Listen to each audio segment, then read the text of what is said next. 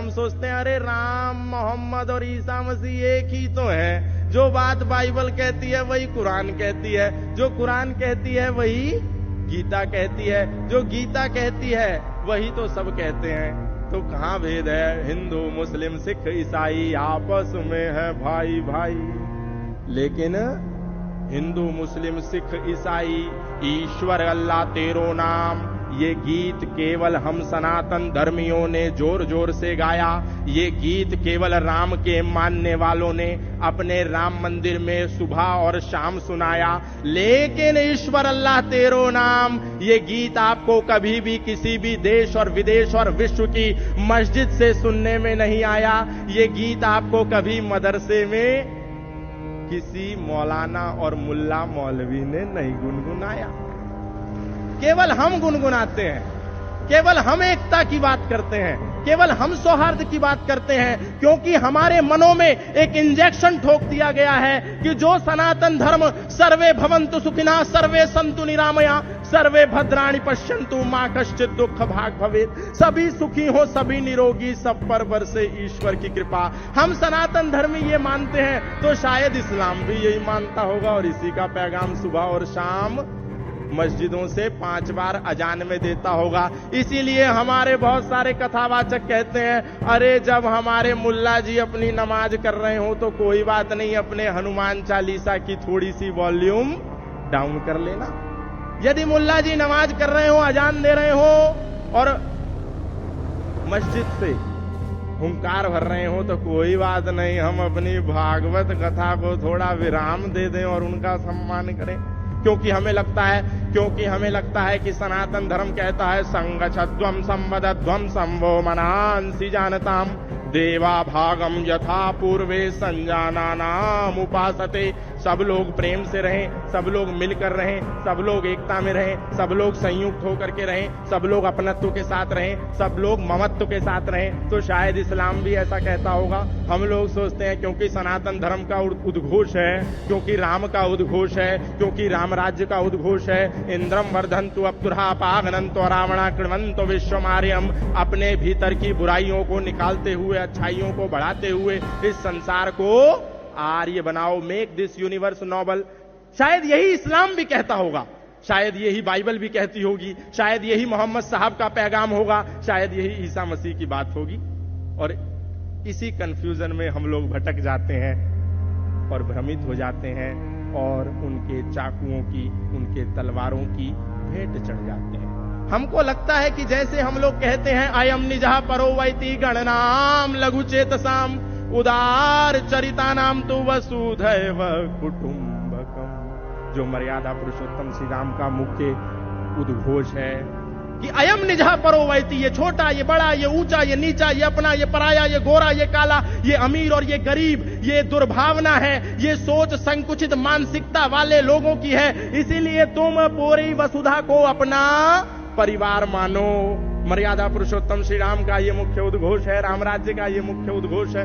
हमको लगता है शायद अल्लाह ताला का भी ये उद्घोष होगा और इसीलिए हम मूर्खतापूर्ण हरे कृष्णा हरे रामा हरे कृष्णा हरे रामा इसके साथ साथ बोलते हैं अली मौला अली मौला अली मौला अली मौला अली मौला अली मौला अली मौला अली। कहां? मस्जिद में नहीं, किसी मिंबर पे नहीं, किसी मीनार में नहीं, किसी मदरसे में नहीं, अपने सनातन धर्म की सबसे ऊंची पीठ राम कथा की व्यास पीठ से बैठ करके हमारे सनातन धर्मी, हमारे कथावाचक, हमारे धर्मगुरु इस बात को कहते हैं और हम उनकी इस बात को सुन करके न केवल ताली बजाते हैं बल्कि उनकी कथा करने के बाद उनकी पॉकेट में 4 करोड़ रुपए डाल करके बोलते हैं वाह बापूजी आपने कितनी बढ़िया कथा सुनाई, हमारे तो रोम रोम में ऊर्जा का संचार हो गया। सोचिए हम लोग अपनी जड़ें खोद रहे हैं कि नहीं, और ये धर्मगुरु, ये तथाकथित आचार्य, ये तथाकथित भगवादारी हम लोगों को बेवकूफ बना रहे हैं कि नहीं। जो सच्चे भगवादारी हैं उनका सम्मान हमें सबको करना है, ये बात याद रखिए। लेकिन जो नकली है, जो फर्जी है, हमको भ्रमित करने का कार्य कर रहे हैं, उस पर सावधान होना है। अच्छा, इन लोगों के असत्य बताने के कारण हम लोग राम राज्य, किंगडम ऑफ इस्लाम और किंगडम ऑफ गॉड को एक ही समझते हैं। इस्लामिक स्टेट को भी वही समझते हैं और वही समझते हैं। लेकिन हम कभी भी इनसे पूछते नहीं, अरे भैया जिस अजान को तुम रोकने को कह रहे हो वो मुल्ला जी क्या बोल रहा है 5 समय, उसका अर्थ तो बताओ। क्योंकि हमको लगता है जैसे हम मंदिर में खड़े होकर के बोलते हैं ओम भूर्भुवस्वः तत्सवितुर्वरेण्यं भर्गो देवस्य धीमहि धियो यो नः प्रचोदयात्, हम उस प्राण स्वरूप दुख नाशक, सुख स्वरूप श्रेष्ठ तेजस्वी पापनाशक देव स्वरूप परमात्मा को अपनी अंतरात्मा में धारण करें। वह परमात्मा हमारी बुद्धि को सन्मार्ग की ओर प्रेरित करे। May almighty illuminate our intellect towards the righteous path. शायद मुल्ला जी जो 5 समय बोल रहे हैं उसका भी यही अर्थ होगा कि हे मोहम्मद साहब, हे अल्लाह ताला, हम सब सुखी से रहे, हम सब एक रहे, हम सब मिलके रहे। शायद ये होगा, इसीलिए हम भ्रमित हो जाते हैं। लेकिन हम नहीं सोचते कि वो बोल क्या रहे हैं। ला इलाहा इल्लल्लाह मुहम्मदुर रसूलुल्लाह, अशहदु अल्ला इलाहा इल्लल्लाह हुआ, अशहदु अन मुहम्मदन अब्दुहु व रसूलुहु।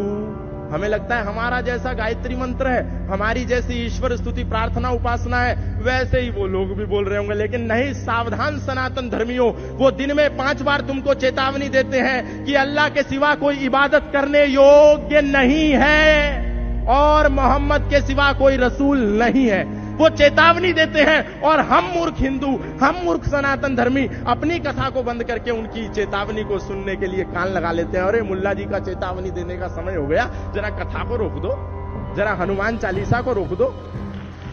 और न केवल वो चेतावनी देते हैं तुम्हें, बल्कि जब तुम मर्यादा पुरुषोत्तम श्री राम की रामनवमी जन्मोत्सव आने पर अपने सनातनी भाइयों का संगठन करके, समूह बना करके सड़कों पर शोभा यात्रा लेकर के निकलते हो, तो तुम्हारे ऊपर पत्थर बरसा करके ये कहते हैं कि हम तो तुम्हें दिन में 5 बार चेतावनी दे रहे थे कि अल्लाह के सिवा कोई इबादत करने योग्य नहीं है और मोहम्मद के सिवा कोई रसूल नहीं है। तुमने नहीं माना तो हम क्या करें? तुम तो सुन रहे थे। अब लो, आंसू गैस के गोले मस्जिदों के ऊपर से, मदरसों के ऊपर से, मिंबर और मीनारों के ऊपर से तुम पर बरसाए जाते हैं, तुम पर पत्थरबाजी होती है और फिर भी तुम नहीं सुधरते और कहते हो ईश्वर अल्लाह तेरो नाम सबको सन्मति दे भगवान। अब सनातन धर्मियों का क्या होगा? अरे कौन बचाएगा तुमको? तुम्हारे अस्तित्व पर संकट है।